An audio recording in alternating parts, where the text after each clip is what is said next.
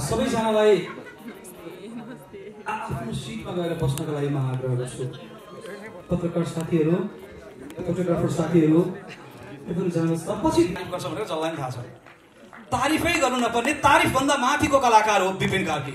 विपिन, बधाई, अझ बढी सफलता मिलोस्, धेरै धेरै शुभकामना।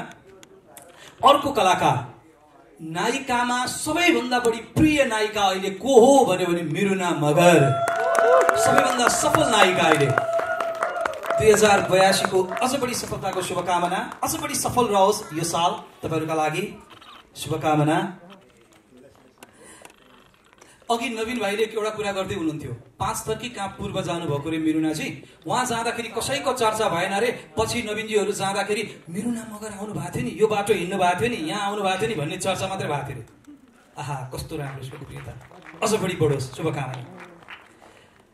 कलाकारमा सुनिल पोखरेल, बासी काफ्ले उर्फ विपिन कार्की। यो बासी र साजी मलाई थाहा रहेन छ।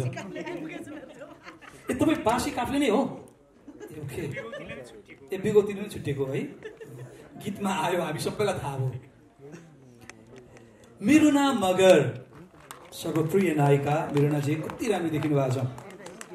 विल्सन विक्रम राय, अर्को सशक्त कलाकार। एउटा फेरि